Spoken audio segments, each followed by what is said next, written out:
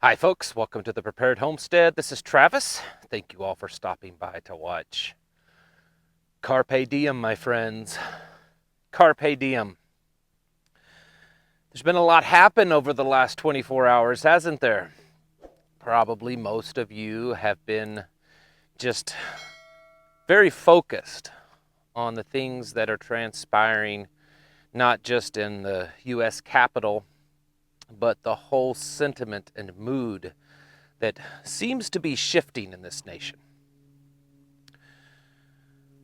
The closest thing that I can liken it to it in modern times is how the whole feeling of the nation shifted after 9/11. Regardless of what you think happened or feel happened at that time. Those of you and those of us that lived during that time period as adults, I think will admit that there's a before 9/11 of how people viewed the world and how people thought of America and how we felt just as daily today individuals, and then how things changed after that. My opinion is yesterday was that pivotal change here in the United States. There's been a lot more division amongst our ranks since yesterday. And some may say it's because we're separating the wheat from the chaff. And that's probably very true. I do want to point out a few things before I continue on today. A lot of people have said that the whole of what happened yesterday was wrong. While there were definitely some things that happened that were probably not right, that were wrong. I think it's not correct to condemn everything that happened yesterday. Many people have said this is not the way to change things in our government. We have to, continue to try to elect the right people into office, to get legislation changed, to get policies changed in our government. This is how we bring about change. I'm still seeing that, even amongst people online that has presented themselves in the past as a conservative patriot. Let me remind you that at some point, when one or a group of people continue to try to go about change in those manners, and that change never happens, and the people that you're trying to get to listen to you do not listen, at some point, you reach a line in the sand that you have to cross. This happened a couple of hundred years ago in our nation's history, and if you don't know too much about it, I certainly encourage you to review and read and learn of how this nation came into being. And start with the Declaration of Independence and read it. Read it very carefully. And read how it talks about that when a people are constantly trying to petition their government and their voices are unheard, then it leaves those people with no other choice.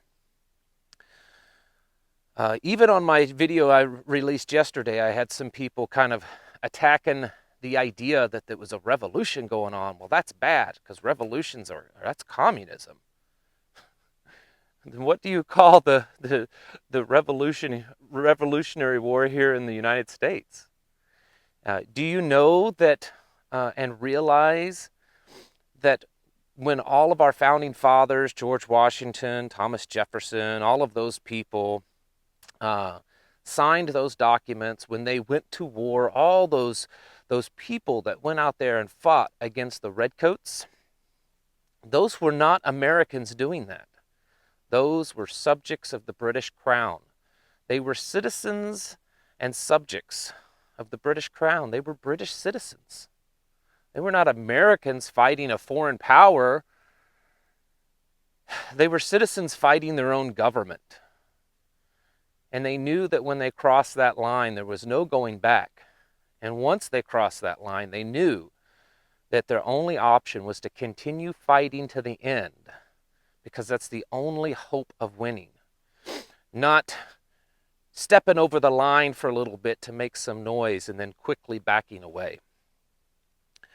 Yes, I believe that there were infiltrators yesterday. There were instigators. There were probably people that were paid. I have no doubt of that whatsoever. But there were also some very serious patriots there.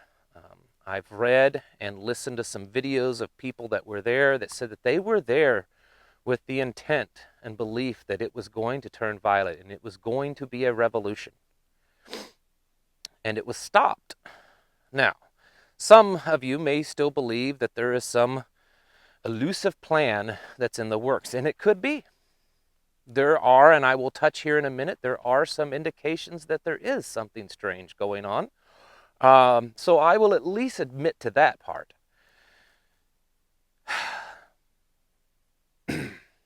But in the matters of war and battle, it seems pretty crazy to continually allow your enemy to win, to continue allow them to take ground, to cut off your supply lines, to beat you down to where you're starving and without almost any supplies, and then at the very last moment, at the very last minute of hope, finally stand up and take the battle to the enemy. When all along you could have taken that battle to them when you were a much stronger and more organized force. Not saying comparing that necessarily to yesterday. I'm just, giving you a little bit of military tactic information. I think the biggest thing that happened yesterday that went really wrong was that there was no organization. There was no real leadership. There were certainly things that were done incorrectly. And unfortunately, people did lose their life yesterday. But it could have been used as a moment to seize the moment and seize the day and to continue further a real fight for our freedom. Some of you may disagree with what I'm going to say here, but I do believe it's true. When freedom, when liberty is taken away from you by force, there's only one way to get it back. You're not going to get it back through pleading and begging. You're not going to get it back through compromise. You're not going to get it back through legal means. When liberty is taken away from you by force, without your agreement to it, there's only one way to take that liberty back, and that is through violent actions. I noticed that the Undersecretary of the Homeland Security Department, I believe, stated that violence under any circumstances is wrong, and that we should condemn all actions yesterday because in nowhere in our society does violence have a place. I strongly disagree with that, sir. Violence does have a place in society. It should not be something that is used regularly. It should only be used in the most extreme circumstances. But I do assure you that violence does still have a place. And there are times when it's only violence that will bring about real change. If that were not so, we would all still be speaking with British accents. Folks, a revolution did happen yesterday. A coup did happen yesterday, but it's not the one that the news media is reporting. A leftist, socialist, Marxist, communist revolution happened yesterday. A globalist revolution happened yesterday. A coup happened against our Constitution successfully. Our government, without any unknown plan that's being talked about, will now be controlled by the most leftist-leaning, socialist, Marxist group ever to be known in this nation. They will now be in control of nearly all branches of government. And then it probably won't be too long before they have control of all three branches. We've been talking for days on here of how great the change is going to be to the bad after January 20th. How bad it's going to get. How far to the left we might be looking at and what we need to prepare ourselves for. After yesterday, I assure you, I would promise you just about anything that the movement to the left, that the draconian, tyrannical, and obtrusive laws and actions that our government is going to take are going to be far worse than we ever thought. Because they're going to, just like our government used 9/11 as a justification for the things they did with the Patriot Act and other intrusive actions, this action yesterday will be used by our government, by the new government taking hold on January 20th, that will be used as justification to trample on what little liberty is left in this nation. It's already being talked about. The airline union is trying to get it to where anyone that's a Trump supporter is no longer allowed to fly on planes. They have been, since November 3rd, actually, there's been talk of keeping lists of conservatives and Trump supporters. There has been talk of censorship, of removing them from office, anyone that was a Trump supporter or conservative. There's been talk of even bringing up charges of sedition against them.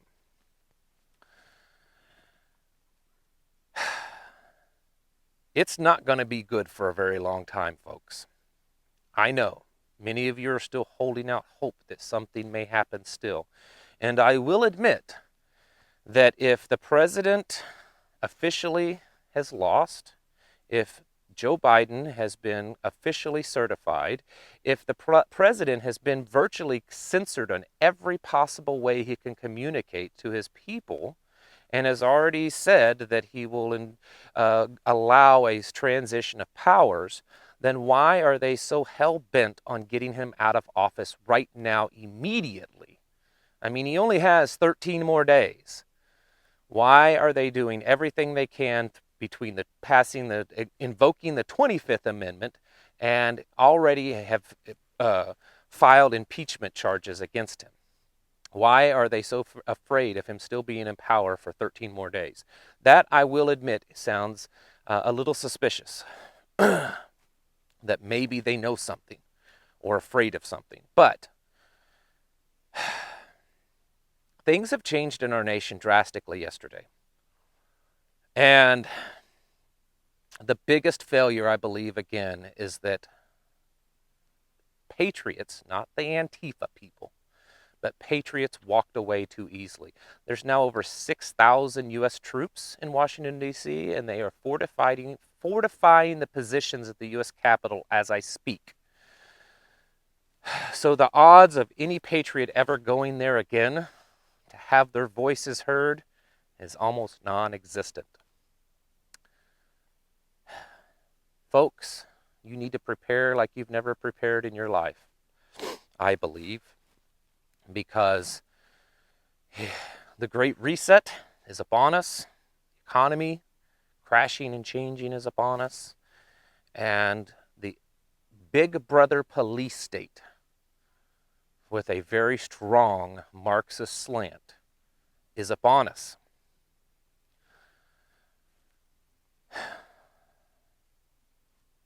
Sure, it would be nice to see something happen, something change, some plan that's been rumored about for years.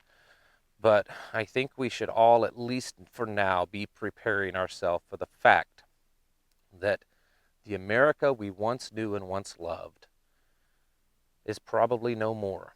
The people, even the ones that we kind of held out hope for, that were a little bit, at least somewhat conservative, at least somewhat patriotic, at least somewhat respectful of the Constitution, they've been exposed. The lights have been turned on and the cockroaches are all been exposed.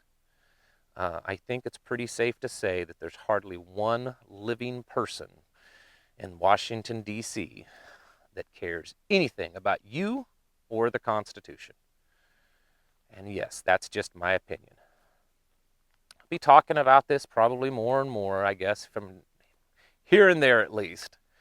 and maybe some ways that we can prepare for this type of world that we now live in. I think we all suspected it could happen, but I don't think any of us thought it would happen this rapidly. So folks, get yourself prepared. Seize the day and be ready for it when it happens. Thank you all for watching. Catch you in the next video.